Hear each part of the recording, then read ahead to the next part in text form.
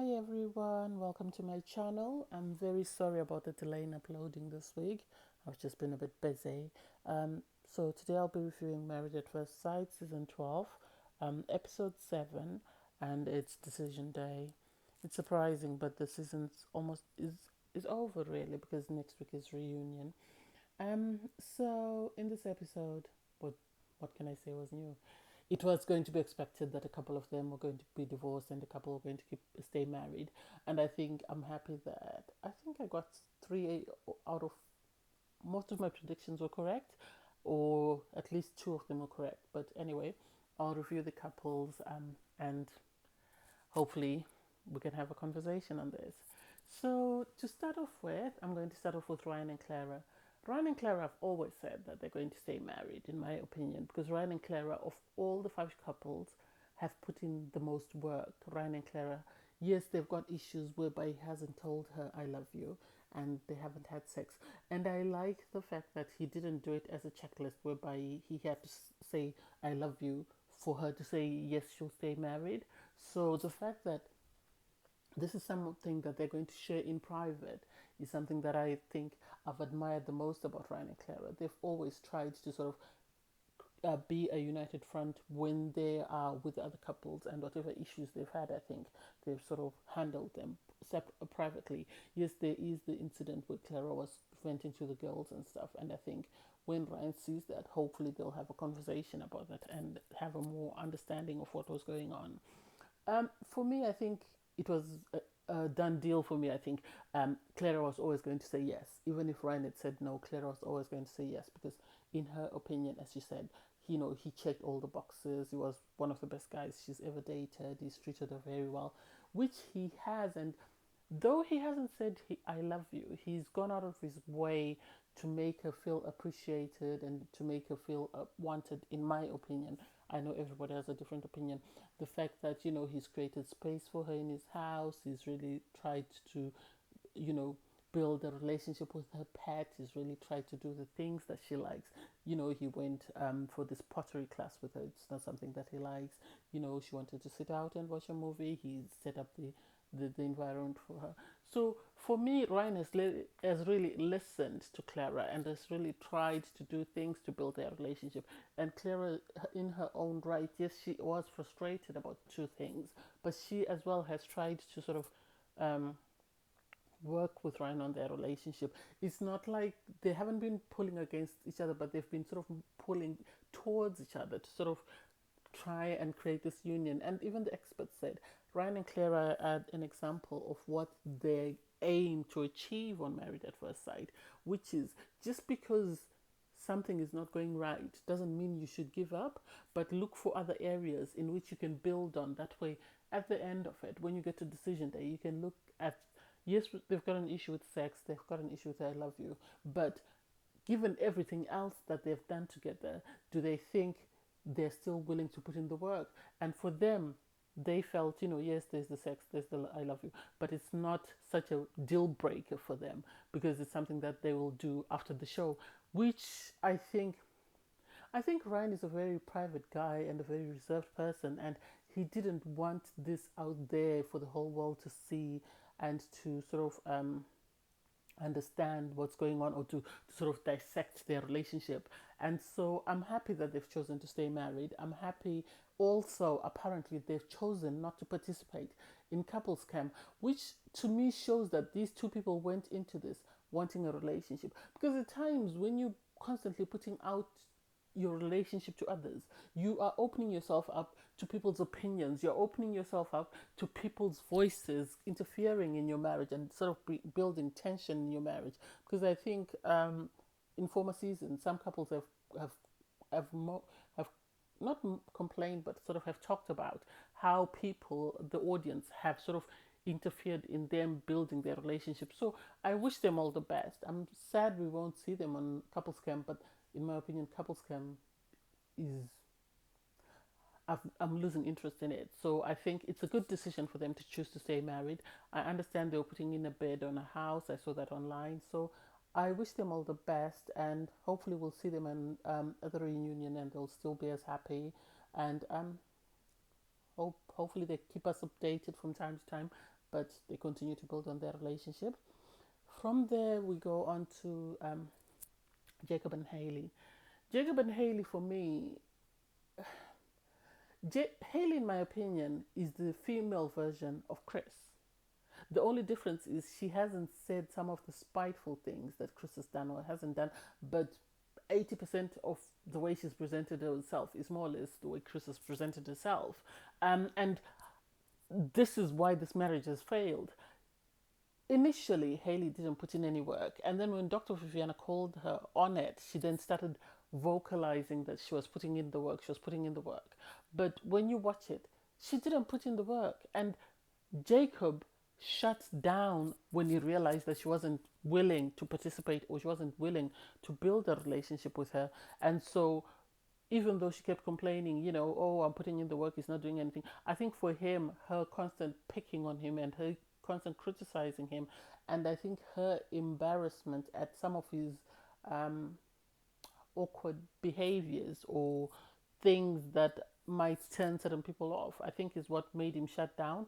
Yeah, initially he went in with the right intention and he was really willing to work. And I think once he realized that this wasn't going to work, I think the two of them just agreed to keep going just for the sake of the show, or the producers must have asked them to keep going because had they lost Haley and Jacob, then that would have only left three couples, and what would the three couples have done until the end of the season? So for me, I don't know.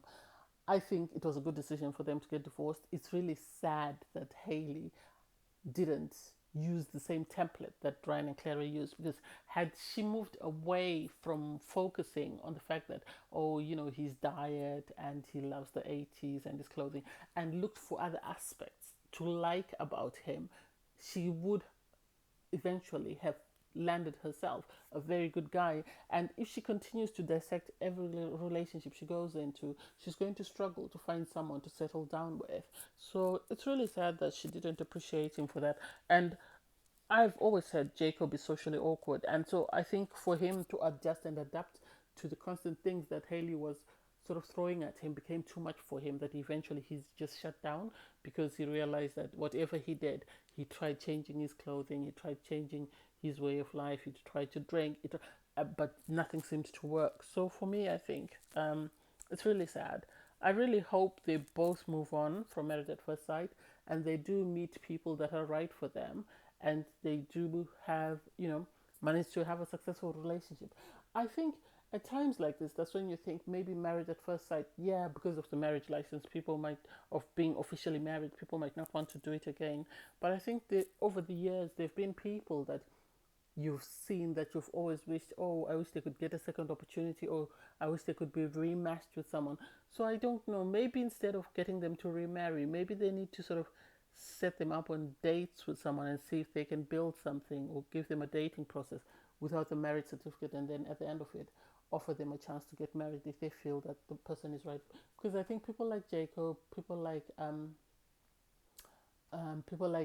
Paige, people. Oh God, what's that guy's name? I think a couple of people in the past seasons whose marriages have failed, they could have benefited from someone who was really serious about wanting to get married. Um. Anyway, they decided to get a divorce, so that was to be expected. From there, we move on to Chris and Paige. Personally, I know, given last time with Mindy and Zach, they had to bring them back to sort of say, yes, officially they want a divorce. But I think they should have made an exemption for Chris and Paige, because we all see that Paige, yes, we might not agree with her decisions and her choices, but Paige is in a very vulnerable position. And this man is taking advantage of her vulnerability, and he keeps abusing that, and he keeps, tormenting her psychologically, in my opinion, because I think most of the things that Chris does, he knows the effect that they have on Paige. He knows how she's going to respond. She wants someone who affirms her. She wants someone who shows, he appreciates and that sort of thing. And so she has then, so he, I think Paige and Haley on the decision day were on on sort of trying to rebuild or their image, and trying to sort of get people to sort of change their opinions of them, of what they've seen over the season. And so for me, when Chris told her about his girlfriend having a miscarriage, and then he stormed off crying, sat in his car for a bit, and then she had to go and try and console him. And he's saying, Paige, I feel she's never managed to to fully support me. And it's like, this is a marriage. She's not your parent. She's not supposed to be supporting you only. You're also supposed to be supporting her. And the fact that he put her through a lot. The least he could have done is show her appreciation, could have been a supportive partner. And I think at the end of the day, Paige might have changed her opinion. But he said some of the most spiteful things to her. He's called her ugly. He's called her unattractive. He's told her his ex-fiance is pregnant. He's bought his ex-fiance a car. She's always stood by him, and he says, oh, well, I feel she hasn't really coped with all my needs. I'm sorry, but you're in a marriage. She's not your parent. It's not her job to cope with your needs. It's not her job to support you. And so Paige had a breakdown. She ended up having to speak to the producers.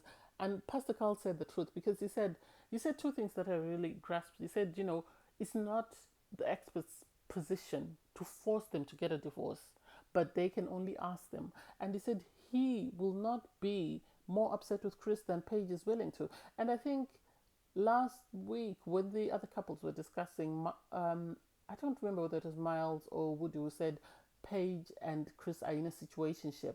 And I think they're in a situationship, and it's going to continue even after the show has aired, because of how they have become so how Paige has become so dependent on Chris, and Chris knows the right buttons to push to get what he wants, and he knows the right things to say. And even if the show were to get them to divorce, they would still continue to see each other. And I don't know, I really hope Paige has a supportive sort of community that's going to rise up and sort of try and get her away from Chris, and try and sort of get her the help that she needs, be it counseling, whatever. But I really hope she gets the help she needs, because she really had a breakdown.